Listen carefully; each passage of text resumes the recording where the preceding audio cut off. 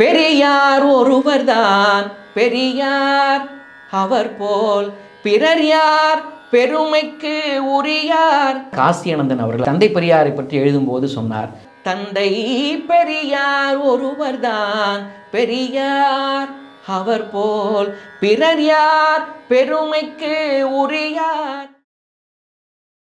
வாகை தமிழ் நேயர்களுக்கு வணக்கம். இன்றைய தினம் இசை ஆய்வாளரும் தொடர்ந்து பல்வேறு பாட்டு பட்டிமன்றங்கள் தொடர்ந்து பல்வேறு இசை நிகழ்ச்சிகளை நடத்தி வருவோருமாகிய ராஜபாளையம் உமாசங்கர் அவர்களை இன்றைக்கு சந்திக்கிறோம். வணக்கம். வணக்கம்.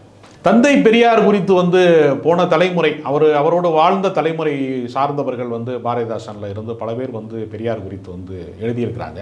அவர்தான் பெரியார், அவரை யார்தான் அறியார் என்று கூட கவிஞர் வாலி ஒரு பாடல் எழுதியதாக அந்த பாட்டை படித்து விட்டு இப்படித்தான் எளிமையாக இருக்கணும், புலமையை காட்டுறங்கிற பேரில் பல பேர் மக்களுக்கு புரியாத நடையில் எழுதிடுறாங்க என்று தந்தை பெரியாரே கூட கவிஞர் வாலி அவர்களை பாராட்டியதாக ஒரு வரலாற்று குறிப்பு ஒன்று உண்டு. சமகாலத்திலே அவரை போற்றிய பாடல்கள், அவருடைய கருத்துக்களை சொன்ன பாடல்கள் என்று சமகாலத்தில் நீங்கள் எதை கருதுறீங்க?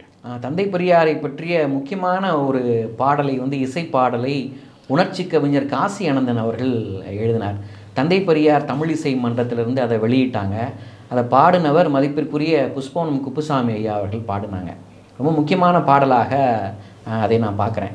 தமிழ் இசைக்காக குரல் கொடுத்தவர் தந்தை பெரியாருங்கிறத ஒரு 2-3 முக்கியமான வரிகளில் நம்ம சொல்லிடலாம். முதல்ல, மேடையில் தமிழ் பாடல்கள் ஒலிக்கணும் அப்படின்னு நிறைய தமிழ் இசை அறிஞர்களுக்கு ஆதரவாக இயக்கம் கண்டவர் தந்தை பெரியார். ஒன்று, ஏன் தமிழ் மொழியில் பாடல்கள் ஒலிக்கணும் அப்படின்னாருன்னா,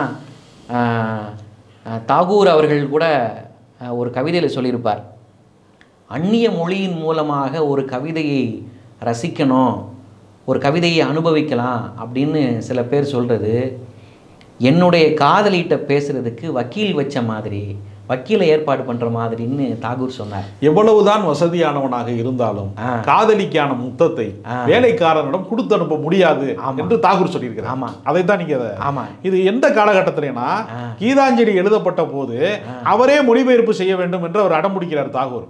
அதை வேறு மொழிகளிலே நாங்கள் மொழிபெயர்த்து தர்றோம்னு மொழி விற்பனர்கள் மிகச்சிறந்த இலக்கியவாதிகள்லாம் முயற்சி செய்கிற போது அப்பொழுது அவர்களுக்கு சொன்ன ஒரு பதில் தான், எவ்வளவு வசதியானவனாக இருந்தாலும் காதலிக்கான முத்தத்தை வேலைக்காரனிடம் கொடுத்து அனுப்ப முடியாது, என் கவிதையை நான் தான் மொழிபெயர்க்க வேண்டும் சொன்னார்.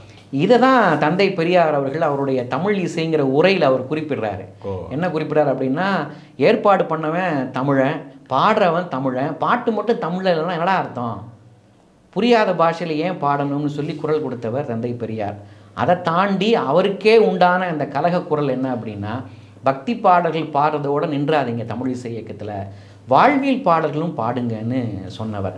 அதனால தான் காசியானந்தன் அவர்கள் தந்தை பெரியாரை பற்றி எழுதும்போது சொன்னார், பெரியார் ஒருவர் தான் பெரியார், அவர் போல் பிறர் யார், பெருமைக்கு உரியார்னு ஒரு பாட்டு எழுதினார். சமகாலத்தில் வந்த ரொம்ப முக்கியமான பாடலாக சண்முக பிரியா ராகத்தில் அமைஞ்ச ஒரு பாட்டு. பெரியார் ஒருவர் தான் பெரியார், அவர் போல் பிறர் யார், பெருமைக்கு உரியார், தந்தை பெரியார் ஒருவர் தான் பெரியார், அவர் போல் பிறர் யார், பெருமைக்கு உரியார், தந்தை பெரியார் ஒருவர் தான் பெரியார். பகைவர் தமை வாட்டி வதைத்த கூறீட்டி, தமிழரின் புகழ் நாட்டி வாழ்ந்த வழிகாட்டி, பகைவர் தமை வாட்டி வதைத்த கூறீட்டி, தமிழரின் புகழ் நாட்டி வாழ்ந்த வழிகாட்டி, பெரியார் ஒருவர்தான் பெரியார்.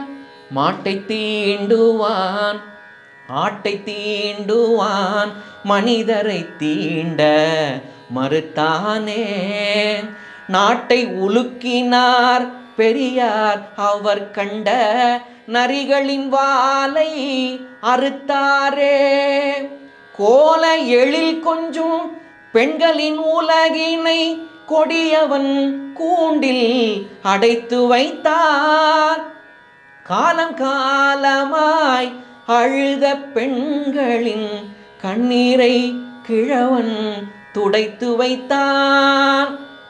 பெரியார் ஒருவர்தான் பெரியார். மானம் கெடுப்பாரை அறிவை தடுப்பாரை மண்ணோடு பேர்த்த கடப்பாரை வானம் உள்ளவரை வையம் உள்ளவரை யாரிங்கே மறப்பார் பெரியாரை யாரிங்கே மறப்பார் பெரியாரை தந்தை பெரியார் ஒருவர்தான் பெரியார் அவர் போல் பிறர் யார் பெருமைக்கு உரியார் தந்தை பெரியார் ஒருவர்தான் பெரியார். தந்தை பெரியார் தமிழிசை இயக்கத்திற்கு செய்த பங்களிப்பு தான் தமிழ் இசை பாடகர்களுக்கு பெரிய ஒரு உற்சாகத்தையும் உத்வேகத்தையும் கொடுத்தது. ஏன் தமிழில் பாடல்கள் எழுதணும், இசை பாடல்கள் எழுதணும்னு பாவேந்தர் பாரதிதாசனுக்கு ஊக்கம் கொடுத்தவரே தந்தை பெரியார் தான். அதனால தான் தந்தை பெரியாரினுடைய வழி நின்று பாட்டு எழுதினார் பாவேந்தர் பாரதிதாசன். தலைவாரி பூச்சூடி உன்னை பாடசாலைக்கு போ என்று சொன்னாள் உன் அன்னை, தலைவாரி பூச்சூடி உன்னை பாடசாலைக்கு போ என்று சொன்னாள் உன் அன்னை, தலைவாரி பூச்சூடி உன்னை அப்படின்னு பாவேந்தர் பாரதிதாசன் கூட குழந்தைகளுக்காக, எளிய குழந்தைகளுக்காக, பள்ளி செல்கிற குழந்தைகளுக்காக தமிழ் பாடல்களை இந்த சமூகத்திற்கு கொடுத்தார். அப்போ தமிழிசை இயக்கத்திற்கு முன்னோடி தந்தை பெரியார். தமிழ் பாடல்கள் மேடையில் இன்னைக்கு ஒலிக்குது அப்படின்னா அதற்கு முன்னோடி தந்தை பெரியார். பக்தி பாடல்களோடு இந்த இசை அரங்கு நின்றக்கூடாது, மக்களுக்கான வாழ்வியல் பாடல்களையும் சேர்த்து ஒலிக்கிற இசை அரங்கங்கள் ஏற்பாடு செய்யப்படணும்னு சொன்னவர்களில் முன்னோடி தந்தை பெரியார் அப்படிங்கிறத நாம் புரிஞ்சுக்கணும்னு நினைக்கிறேன். நான் பெரியாருங்கிற பட்டமே பெண்கள் மாநாட்டிலே அவருக்கு வழங்கப்பட்டது. அவரை தான் இன்னைக்கு பெண்களுக்கு எதிரான பேசினாரு என்றெல்லாம் சில பொய் பிரச்சாரங்களை கூலிப்படை மாதிரி சில பேர் பேசி வருகிறார்கள். ஆனால் அவர் சமூகத்திற்கு என்ன பங்களிப்பு செய்திருக்கிறார், அதாவது பக்தியோடு தமிழிசை நின்று விடக்கூடாது என்கிற அவருடைய கருத்தை உள்வாங்கி கொண்டுதான் பாவேந்தர் பாரதிதாசன் போன்றவர்கள் கூட தலைவாரி பூச்சூட்டி உன்னை பாடசாலைக்கு போ என்று சொன்னால் உன் அன்னை, பெண் கல்வி மறுக்கப்பட்ட அந்த காலகட்டத்தில் இருந்து பார்க்கிற போதுதான் அந்த பாட்டினுடைய வலிமை தெரியும். இன்றைக்கு பெண் கல்வி என்பது சாத்தியப்பட்டு விட்டது. ஆனால் சாத்தியப்படாத ஒரு காலகட்டத்திலே பெண்கள் கல்விச்சாலைக்கு போக வேண்டும், படிக்க போக வேண்டும் என்பதற்கான அந்த கருத்தை பாவேந்தர் பாடியதற்கான உந்து சக்தியாகவும் தந்தை பெரியார் விளங்கியிருக்கிறார். ஒரு சமூக செயல்பாட்டிலே அவருடைய பங்களிப்பு என்பது யாராலும் மறுக்கவோ மறைக்கவோ முடியாது என்கிற ஒரு கருத்தை நீங்கள் சிறப்பாக பதிவு செய்திருக்கிறீர்கள். சிறப்பான கருத்துக்களை பதிவு செய்திருக்கிறேன். நன்றி.